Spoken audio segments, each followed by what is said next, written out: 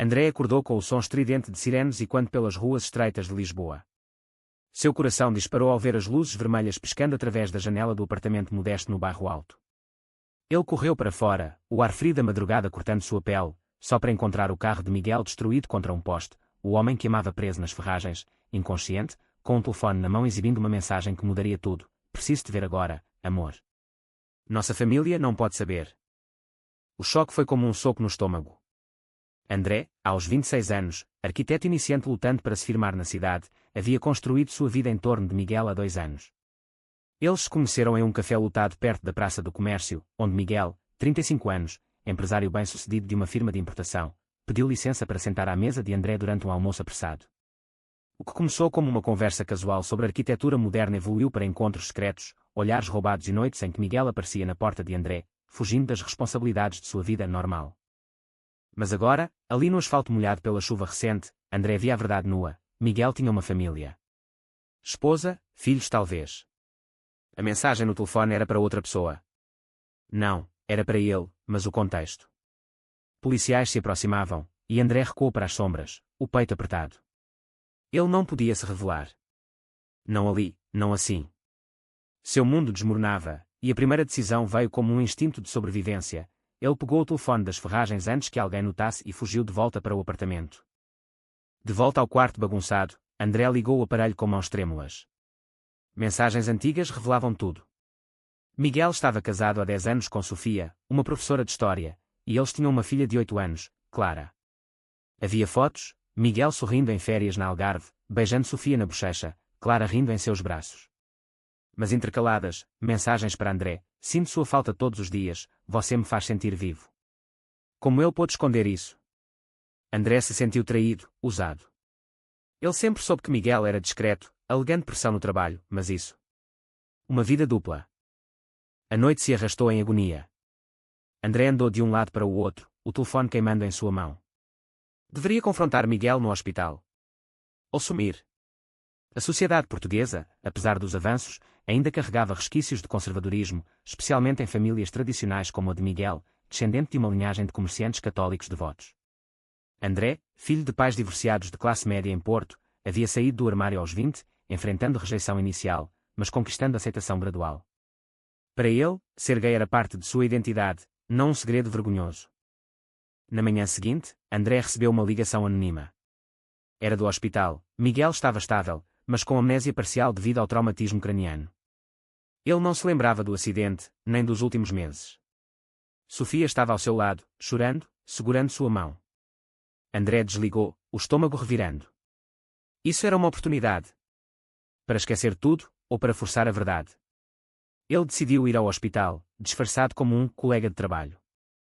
Ao entrar no quarto, viu Miguel pálido na cama, Sofia ao lado, arrumando flores. Quem é você? Perguntou Miguel, confuso. André engoliu em seco. Um amigo. Do escritório. A conversa foi tensa. Sofia agradeceu a visita, mas seus olhos desconfiados perscrutavam André. Ele saiu dali com o coração pesado, sabendo que Miguel não o reconhecia como amante, apenas como uma vaga lembrança profissional. De volta ao apartamento, André abriu o laptop e pesquisou sobre amnésia. Poderia ser temporária. E se Miguel se lembrasse? Ou pior, e se não? A pressão familiar de Miguel viria à tona, seus pais idosos, devotos, que esperavam netos e continuidade da linhagem. André imaginou as conversas que Miguel devia ter evitado, as mentiras acumuladas. Dias se passaram em uma névoa de ansiedade. André continuou trabalhando em projetos arquitetônicos freelance, desenhando edifícios sustentáveis para uma firma pequena, mas sua mente estava em outro lugar. Ele evitou contato com Miguel, mas as mensagens no telefone roubado continuavam chegando, de Sofia, preocupada, de colegas, desejando melhoras. Uma noite, impulsionado pela raiva, André respondeu uma mensagem como se fosse Miguel, só para testar. Estou bem, amor. Logo volto. Imediatamente se arrependeu. Isso era loucura, uma invasão perigosa. Então veio o confronto inevitável. Sofia ligou para o número de colega que André havia deixado no hospital. Você sabe algo sobre o acidente? Miguel mencionou um segredo antes de bater. André congelou. Ele marcou um encontro em um café neutro, longe de olhares curiosos. Sentados à mesa, Sofia, uma mulher de 34 anos com cabelos castanhos ondulados e olhos cansados, o encarou. Você é mais que um colega, não é? André negou no início, mas as lágrimas traíram. Ele confessou tudo, menos o roubo do telefone. Sofia ouviu em silêncio, o rosto endurecendo. Ele me jurou que era fiel. Nossa filha. Como explico isso? Ela se levantou, deixando André sozinho com a conta e a culpa. Aquela noite, ele decidiu, devolveria o telefone anonimamente ao hospital e sumiria. Mas ao chegar lá, viu Miguel acordado, conversando com seus pais. O pai, um homem rígido de 70 anos, dizia: graças a Deus você sobreviveu. Agora foque na família, filho. Nada de distrações. Miguel assentiu, ainda confuso. André deixou o telefone na recepção e saiu, o coração partido. Mas isso era só o começo. A amnésia de Miguel começava a se dissipar, fragmentos de memória voltando em sonhos. E André, sem saber, havia plantado sementes de dúvida que cresceriam em uma tempestade. Miguel acordou suando frio no hospital, fragmentos de memória pescando como flashes, um beijo roubado em um beco escuro, risadas em um apartamento bagunçado, o cheiro de café fresco misturado com perfume masculino. Ele piscou, olhando para Sofia ao seu lado, dormindo na cadeira. Quem era aquele homem em seus sonhos? O médico havia dito que a amnésia retrógrada poderia durar semanas, mas as imagens vinham cada vez mais claras. Ele pegou o telefone devolvido misteriosamente na mesa de cabeceira e folheou as mensagens. Havia lacunas, respostas que não pareciam suas. De volta em casa uma semana depois, no apartamento elegante encheado, Miguel tentou retomar a rotina. Sofia o tratava com cuidado excessivo, como se ele fosse frágil, mas seus olhares carregavam acusação velada. Clara, a filha, pulava em seu colo, alheia ao caos. Papai, você vai me levar ao zoológico como prometeu. Ele sorriu, mas por dentro, uma inquietação crescia. Seus pais visitavam diariamente, reforçando valores. Casamento é sagrado, Miguel. Não decepcione Deus. Ele assentia, mas sentia um vazio. André, enquanto isso, mergulhava no trabalho para esquecer. Ele aceitou um projeto grande, redesenhar uma praça histórica em Lisboa, incorporando elementos inclusivos para a comunidade LGBT. Isso o fazia-se sentir empoderado, mas à noite, sozinho, a dor voltava. Ele encontrou amigos em um bar gay no Príncipe Real, onde confidenciou parte da história a Tomás, seu melhor amigo de 28 anos, um professor de arte extrovertido. Ele te usou, André. Deixa para lá. Mas André não conseguia. Ele via Miguel em todos os lugares, em outdoors de sua empresa, em notícias de negócios. Uma tarde, Miguel recebeu um e-mail anónimo: você se lembra de mim? Bairro Alto, noites secretas. Seu coração acelerou. Ele deletou, mas a semente estava plantada. Confrontou Sofia: há algo que eu não sei. Ela hesitou, então explodiu: você tinha um caso. Com um homem chamado André. As palavras pairaram no ar como fumaça. Miguel negou, mas as memórias confirmavam. Ele se lembrou de tudo: o primeiro toque, a paixão proibida, o medo constante de ser descoberto. A briga foi feroz. Sofia chorou, acusando-o de destruir a família. Pense na Clara. E nos seus pais? Eles te deserdariam. Miguel, dividido, defendeu-se: eu te amo, mas isso é parte de mim. Eu reprimi por anos. Ela saiu batendo a porta, levando Clara para a casa da mãe. Sozinho, Miguel bebeu, refletindo sobre suas escolhas. Crescer em uma família conservadora o moldara, casar jovem, sucesso profissional, fachada perfeita. Mas André o fizera questionar tudo. No dia seguinte, Miguel procurou André. Encontrou-o no canteiro de obras da praça. Precisamos falar. André, suado e surpreso, o levou para um café próximo. Você se lembra agora? Miguel assentiu. Eu sinto muito. Eu nunca quis te machucar. Mas André estava furioso: você mentiu. Tem uma esposa, uma filha. Eu era o quê? Uma distração. Miguel explicou: pressão social, medo de perder tudo. Em Portugal, ser gay no meu círculo é suicídio profissional e familiar. A conversa evoluiu para uma discussão profunda sobre identidade. André compartilhou sua jornada: rejeição inicial dos pais, mas aceitação através de diálogo. Você precisa escolher, Miguel. Viver na mentira ou enfrentar a verdade? Miguel saiu dali abalado, prometendo pensar. Mas ao voltar para casa, encontrou seus pais esperando. Sofia havia contado tudo. O pai explodiu: isso é uma abominação. Saia dessa casa se for verdade. A mãe chorava. Pense na neta, no que a sociedade dirá. Miguel defendeu-se pela primeira vez. Isso sou eu, pai. Não uma escolha.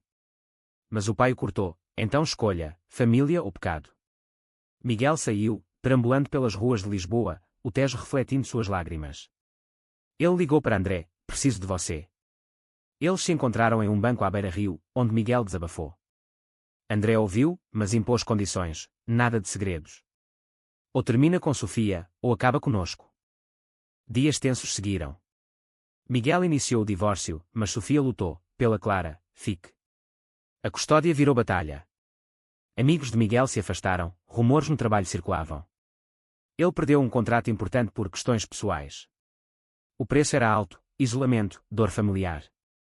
André, solidário, enfrentava sua própria culpa. Eu causei isso.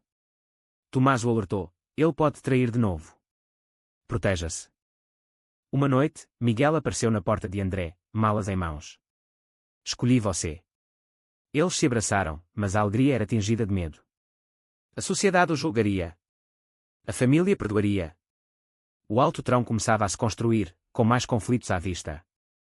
Com Miguel morando temporariamente com André, a realidade bateu forte. O apartamento pequeno no bairro Alto, outrora refúgio romântico, agora ecoava discussões. Miguel, acostumado ao luxo, reclamava do espaço. Não podemos viver assim para sempre. André retrucava. É o que tenho. Você abriu mão de tudo. A tensão crescia, alimentada por chamadas constantes de Sofia, implorando reconciliação pela filha. Clara ligava chorando. Papai, volta para casa. Miguel visitava a filha em horários marcados, mas cada encontro era uma facada. Sofia, amarga, sussurrava. Veja o que você fez com ela. Clara, confusa aos 8 anos, perguntava. Por que você ama um homem, papai? A vovó diz que é errado. Miguel explicava com cuidado. Amor não tem regras, filha. Mas eu sempre te amarei. De volta ao apartamento, ele desabafava com André. Estou perdendo ela. André consolava, mas internamente duvidava. Valia o preço. No trabalho, Miguel enfrentava boicotes velados. Colegas conservadores evitavam-no, clientes cancelavam reuniões. Sua firma, especializada em importações de vinhos, sofria. Ele demitiu um funcionário que espalhava fofocas, mas isso só piorou sua reputação. Sou visto como traidor, desabafou. André, por sua vez, via seu projeto da praça ganhar elogios por inclusividade, bandeiras arco-íris nos desenhos, mas recebia olhares estranhos de colegas heteronormativos. Uma crise maior veio quando os pais de Miguel o confrontaram em um jantar forçado. No restaurante tradicional em Alfama, o pai declarou: você nos envergonha. Corte laços ou perca a herança. A mãe acrescentou: pense na alma, filho. Miguel rebateu: minha alma estava morrendo na mentira. Eles saíram, deixando-o com a conta e o coração partido. Aquela noite, ele questionou André: e se eu errar? E se voltar? André, ferido, explodiu: então vá. Mas não me use como escape. A briga escalou, Miguel saindo de porta afora. Ele vagou pelas ruas, terminando em um bar onde encontrou um antigo amigo gay, Ricardo, 38 anos, ativista. Bem-vindo ao mundo real, disse Ricardo. Luta ou preça. Miguel voltou arrependido, mas o dano estava feito, confiança abalada. Enquanto isso, Sofia planejava vingança. Ela vazou a história para a imprensa local, alegando abandono familiar por infidelidade homossexual. Jornais sensacionalistas publicaram: empresário abandona esposa e filha por amante homem. Miguel foi bombardeado por repórteres, sua firma perdeu mais clientes. André, identificado nas matérias, enfrentou assédio online, destruidor de lares. Seus pais ligaram de Porto, preocupados: isso é perigoso, filho. Volte para casa. A pressão social pesava. Em Portugal, apesar das leis progressistas, casamento gay legal desde 2010, preconceitos persistiam em camadas conservadoras. Miguel e André participaram de uma manifestação LGBT em Lisboa, mas foram vaiados por contramanifestantes católicos. Pecadores, gritavam. Miguel protegeu André de um empurrão, mas saiu machucado. No hospital, refletiram: vale a pena. André sugeriu terapia. Eles começaram sessões com uma psicóloga especializada em questões LGBT, Dra. Helena, 50 anos, empática. Vocês estão lidando com trauma interno e externo, disse ela. Miguel explorou sua bissexualidade reprimida, André sua insegurança de ser o outro. Mas as sessões revelaram rachaduras. Miguel admitiu saudades da vida heteronormativa. Às vezes penso em Clara e Sofia. Uma traição veio disfarçada. Sofia ofereceu reconciliação, volte, finja. Pela Clara. Miguel encontrou-a secretamente, só para conversar, mas fotos vazaram, plantadas por ela. André viu online, o coração despedaçado. Confrontou Miguel, você mentiu de novo. Miguel jurou inocência, foi uma armadilha. Mas André, ferido, pediu espaço, saia. Miguel foi para um hotel, sozinho com seus demônios. Ele ligou para Ricardo, o ativista, como sobreviver. Ricardo aconselhou, aceite-se publicamente. Miguel deu uma entrevista à TV, sou gay, e isso não me torna menos pai ou homem. A repercussão foi mista, apoio de jovens, ódio de conservadores. Seus pais o deserdaram oficialmente. André, isolado, questionava tudo. Tomás o apoiou, ele te ama, mas o custo é alto. Uma noite, André encontrou Miguel na praça que prostara, agora inaugurada. Sinto sua falta, disse Miguel. Eles se reconciliaram, mas com condições, transparência total. O alto trão subia, com mais testes à frente. A reconciliação trouxe alívio temporário, mas a sociedade não perdoava fácil. Miguel perdeu o controle da firma para sócios que o forçaram a sair, alegando danos à imagem. Desempregado, ele dependia de poupanças, o orgulho ferido. Eu construí aquilo do zero, lamentava. André o incentivava a começar novo, use sua experiência para algo inclusivo. Juntos, planejaram uma consultoria de importações sustentáveis, focada em produtores LGBT-friendly. Mas a custódia de Clara escalou para tribunal. Sofia argumentava, ele é instável, abandonou-nos. Miguel contra-argumentava, quer ser pai honesto. O juiz, progressista, concedeu visitas supervisionadas, mas alertou, estabilidade importa. Clara, em sessões com psicóloga infantil, expressava confusão, papai tem 2 amores. Miguel explicava pacientemente, mas via o dano em seus olhos inocentes. Os pais de Miguel romperam contato total, enviando uma carta, você morreu para nós. A mãe, em segredo, ligou uma vez, reze, filho. Volta ao caminho certo. Miguel chorou, mas manteve firmeza. André enfrentava sua família, pais apoiadores, mas preocupados com segurança. Lisboa é liberal, mas cuidado com extremistas, dizia o pai. Uma traição maior veio de dentro. Tomás, o amigo de André, revelou ciúmes, ele sempre amara André platonicamente. Em uma noite de bebedeira, Tomás beijou André, que o repeliu. Mas Miguel viu, mal entendendo. Você me trai. A briga foi épica, acusações voando. André explicou, mas Miguel, paranoico pelo passado, duvidou. Talvez eu não seja o suficiente. Ele saiu novamente, buscando refúgio com Ricardo. Ricardo, vendo a oportunidade, seduziu Miguel, você merece alguém sem bagagem. Miguel resistiu no início, mas solitário, cedeu a um beijo impulsivo. Arrependimento imediato. Ele confessou a André no dia seguinte, foi um erro. Perdoe-me. André, devastado, questionou, como confiar agora? Eles se separaram temporariamente, cada um lidando com dor. André viajou para Porto, ficando com pais. Lá, refletiu sobre escolhas, valeu expor Miguel. Ele visitou um centro LGBT local, ouvindo histórias semelhantes, famílias destruídas, mas liberdades conquistadas. O preço da autenticidade é alto, mas vale, disse um conselheiro. Miguel, sozinho em Lisboa, enfrentou depressão. Ele voluntariou em uma ONG LGBT, ajudando jovens em crise. Isso o despertou, eu reprimi tanto que machuquei todos. Ele escreveu uma carta para Sofia, desculpe pelo dano. Quero se aparentar em paz. Sofia respondeu friamente, mas aceitou mediação. A reviravolta veio em uma manifestação contra a homofobia, após um ataque a um casal gay em Lisboa. Miguel discursou, eu perdi família, carreira, mas ganhei verdade. André, assistindo na TV, correu para lá. Eles se reencontraram na multidão, abraçando-se. Vamos tentar de novo, disse André. Mas agora, com terapia conjunta e limites claros. Meses passaram. A consultoria decolou devagar, com apoio de aliados. Clara se adaptava, passando fins de semana com eles. Tio André é legal, dizia. Sofia encontrou novo amor, aliviando tensões. Mas sombras persistiam, ameaças anônimas online, olhares hostis na rua. Uma decisão crucial veio quando os pais de Miguel adoeceram. A mãe, no leito de hospital, chamou-o: filho, eu errei. O amor é amor. Reconciliação parcial, mas o pai resistia. Miguel escolheu perdoar, visitando-os. Isso curou parte dele, mas destacou o custo: anos perdidos em mentiras. André e Miguel casaram em uma cerimônia discreta, com amigos e Clara presente. Alegria misturada com melancolia. Mas a sociedade evoluía, leis mais fortes contra a discriminação, apoio crescente.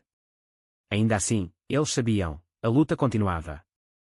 Com o casamento, veio uma fase de estabilidade relativa, mas os fantasmas do passado assombravam. Miguel reconquistou parte da firma através de processo judicial, provando discriminação. Justiça prevaleceu, celebrou. André concluiu projetos icônicos, ganhando prémios por designs inclusivos. Clara crescia, aceitando a nova família: tenho 2 papais agora. Sofia, em novo relacionamento, cooperava mais. Mas conflitos internos persistiam. Miguel sonhava com a vida antiga, acordando angustiado. E se eu tivesse ficado? André, sentindo insegurança, pressionava: comprometa-se totalmente. Terapia ajudava, mas revelava maltanéticas. Miguel traiu Sofia moralmente. André forçou uma saída do armário prematura. Eles debatiam noites a fio, pesando danos versus liberação. Uma crise final veio com uma oferta de emprego para Miguel em Madrid, promoção alta, mas exigindo relocação. É chance de recomeço, disse ele. André resistiu: e nós? Lisboa é nossa casa. A discussão escalou para o ultimato: vá sozinho se quiser. Miguel recusou a oferta, escolhendo o relacionamento, mas ressentimento cresceu. Sacrifiquei de novo por você. Então, um acidente menor com Clara, queda na escola, uniu-os. No hospital, vendo-a bem, refletiram: prioridades mudam. Eles adotaram rotinas familiares, viagens à costa da Caparica, jantares com amigos. Tomás, perdoado, tornou-se padrinho informal. Mas a sociedade testava limites. Um escândalo nacional sobre corrupção envolveu ex-sócios de Miguel, arrastando seu nome. Repórteres cavavam: o gay que destruiu a empresa. Miguel contra-atacou com ação legal, vencendo, mas exausto. O preço nunca acaba. André, em um momento de fraqueza, confidenciou a um colega: às vezes duvido se valeu. O colega, homofóbico disfarçado, vazou para a imprensa. Mais escrutínio: casal gay em crise. Eles negaram publicamente, mas privadamente, confrontaram. Precisamos ser fortes juntos, disse Miguel. Anos após o acidente inicial, eles olhavam para trás: traições superadas, famílias reconstruídas parcialmente. Os pais de Miguel faleceram, deixando herança com nota: perdoamos. Clara, adolescente agora, defendia-os contra bullies: meu pai é herói. No final, sentados à beira do Tejo, André e Miguel refletiam: pagamos caro, mas vivemos autênticos. A jornada os transformou, de segredos à advocacia, inspirando outros. Foi a decisão de Miguel de sair do armário certa ou errada.